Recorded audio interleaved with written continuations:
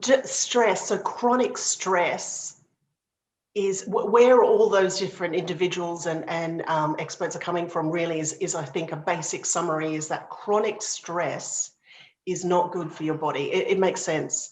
It's not good for, in terms of you're releasing chemicals and hormones in your system that over time are damaging your body, your mind and your body relationship. So I think that's important to say. What people, I think, sometimes feel overwhelmed with all the options. What meditation, affirmation, visualization, exercise, sleep, diet, all they're coming from in an overall perspective is helping you manage I suppose, the performance, the mental performance of yourself and the mental well-being of yourself, because the mind and body connection is profound. So, I mean, one very powerful neuroscientist that I recommend your listeners look into or follow is Dr. Lisa Feldman Barrett. And what she's a psychologist and a neuroscientist, and she recently she's done studies where she has participants in her research lab, and she'll have them in their testing mode and testing all their brain activity, and she'll read them a paragraph where they're told that they're driving late at night, they've been drinking, they lose control of the steering wheel, and effectively she narrates a car accident. But what she records is that all sorts of brain activity happens. The eyes, and no one can see; they're all locked in the chamber. The heart rate, all sorts of cortisol is released into the system. The heartbeat, blood pressure. Their bodies are like they're in this car accident, and she's proposing that language is a very powerful tool for us, and we interpret things and can internalize things, and it becomes stressful to us. So her narrating a paragraph became a very stressful situation for those participants. You know, you have friends who say, oh, I feel old, I feel 100 years old, or oh, I'm too old for that, or I'm exhausted. Is that the type of self-talk and dialogue you're talking about? That is part of it. It could be even things like, if we're talking about stress relating to aging, I just, things never work out for me. I never find Mr. Right. I'm never going to be happy. Or that's always, even things like that. Just starting to understand the stories, your inner stories to yourself, what you repeatedly tell themselves, and are they where you want to be in reality? Or you can choose to be in the loop of negativity, but do you want to get out of that? Because it means that you'll be calmer, more positive, more empowered. Things will open up for you. You might choose more positive decisions for yourselves and choose lifestyle choices that support living a healthy life. Can you share with us, how hypnotherapy could work to support some of the activities or some of the habits or some of the rituals you want to create in your life as part of your vitality plan? A couple of definitions, but hypnosis, most of us have been in a state of hypnosis, and all hypnosis means is being completely focused, locked into something. So when you're watching your favorite show, The Crown or whatever Netflix show, and you're totally absorbed into that in theory is hypnosis. So nothing scary, completely natural, calm, focused in state of frame of mind.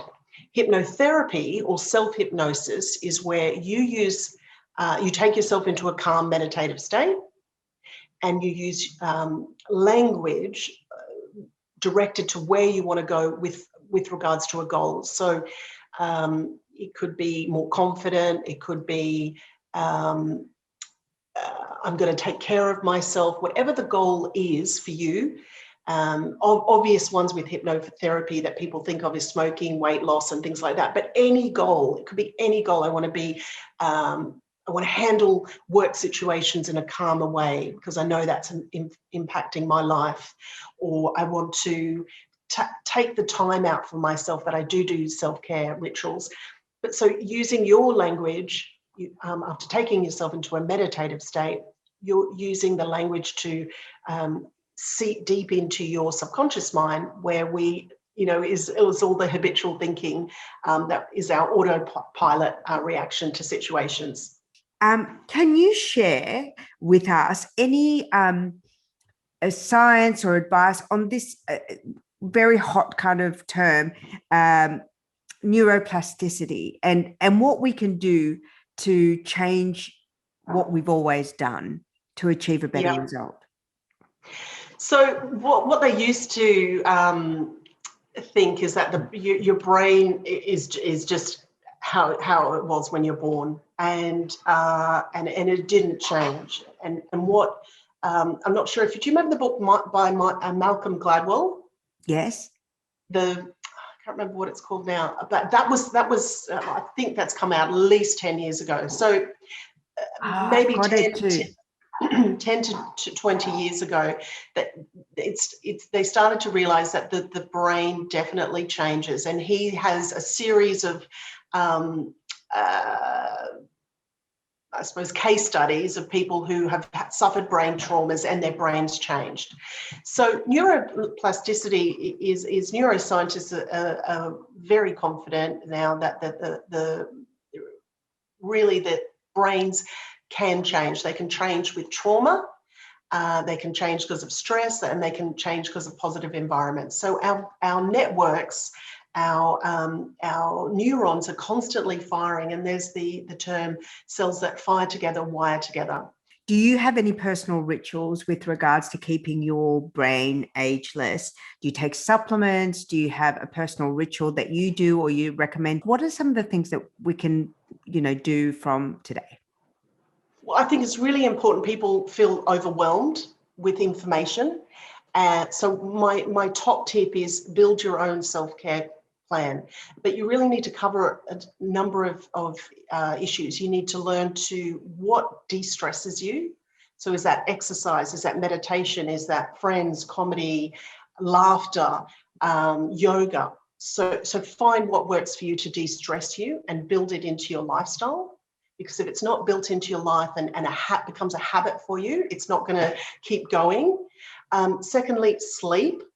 So I really fought this for a long time, but now I must be in bed by 9. Do you take any supplements? That there's talk that coenzyme Q10, or there are other, natural supplements or non-natural medical supplements that can help brain function, so improve memory. Do you do anything nutritionally or supplement-wise? So I'm big on natural because of the mind-brain connection. I'm big on diet, and I'm big on a Mediterranean. So I'm married to a Greek-Italian man. So diet, I think, is really, really important.